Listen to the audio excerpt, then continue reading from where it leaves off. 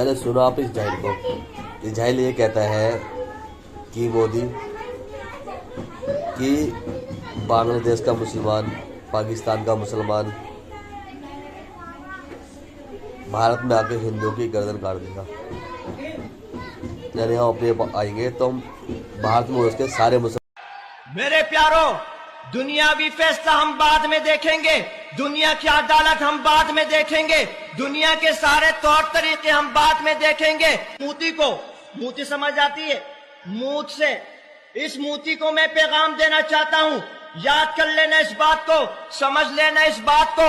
हमें गोली मंजूर है, हमें जेल मंजूर है, हमें अपनी जान माल, तन मन धन सब लुटाना मंजूर है, लेकिन याद रख लेना इस बात को, अगर तूने अपने लोगों को लगाम नहीं दिया तो याद रख लेना इस बात को, बांग्लादेश के मुसलमान, पाकिस्तान के मुसलमान तेरे मुल्क में कुछ करेंगे, हिंदुओं की गर्दन अलग करके कुत्तों को दे देंगे।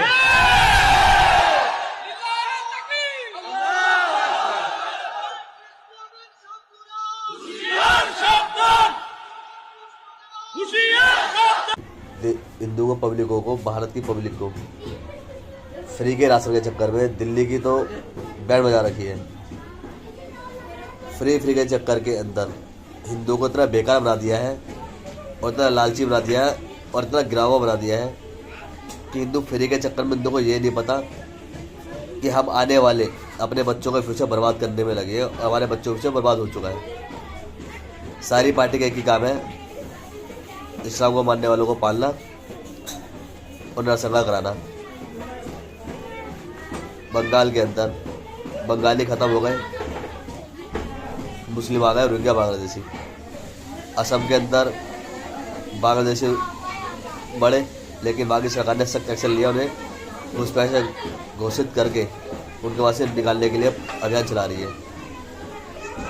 बांग्लादेश के अंदर सेकुलर हिंदू बैठा था और हिंदुओं के साथ, यानी हिंदू काफिर है, काफिरों के साथ वो हाल किया है उन्होंने जो उनकी शरिया कहती है, वो कुरान, जो उनकी कुरान कहती है।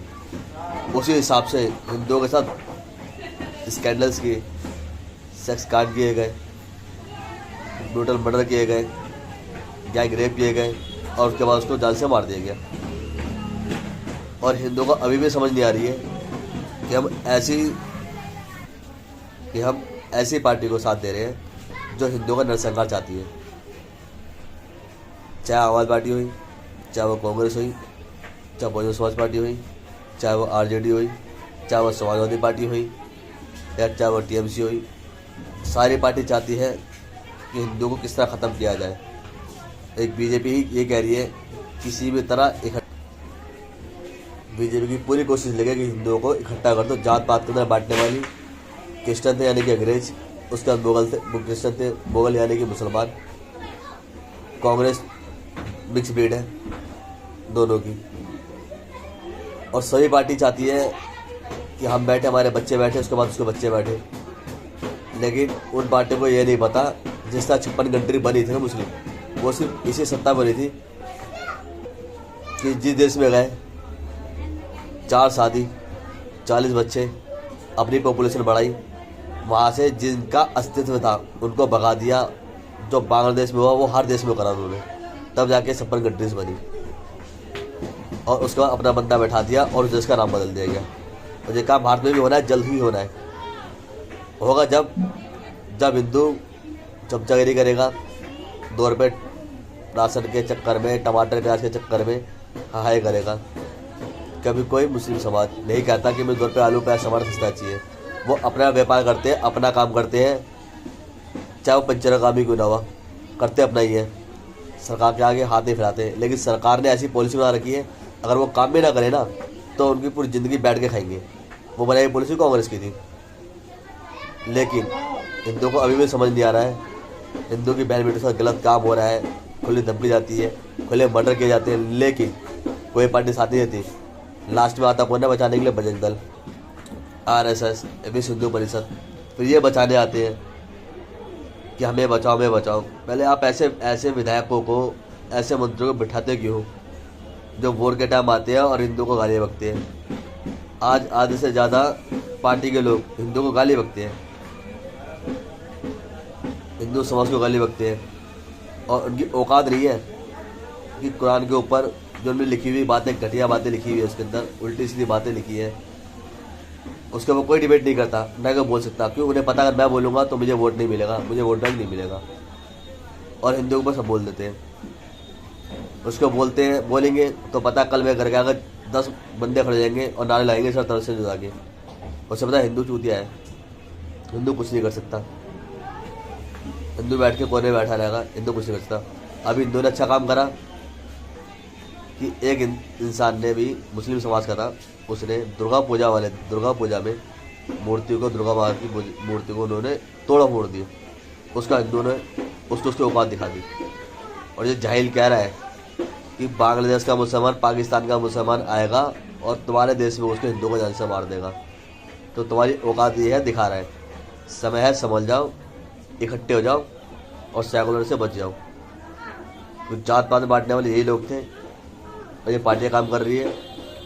अब इसे बीजेपी पार्टी एक ऐसी पार्टी है जो सब हिंदू समाज को इकट्ठा करना चाहती है और उसे विकास सबके लिए कराए। ये नहीं है कि खाली हिंदू के लिए क्या है। पॉलिसी से सबसे फायदा मुसलमान उठाए, सबसे ज़्यादा अच्छा गूगल कर सकते हो। बीजेपी का खाते हैं, बीजेपी का राशन लेते हैं, बीजेपी से सारी पॉलिसीज लेते हैं, बीजेपी के हिसाब से सारा पैसा लेते हैं, हमारे हिंदू मंदिरों से भी पैसा लेते हैं, सारे का हमारे हिंदू से ही है। लेकिन वोट बीजेपी को नहीं देते। क्यों? क्योंकि वो अपने धर्म के प्रति कट्टर है और हिंदू दोगला है, इसलिए धर्म के प्रति कट्टर नहीं है।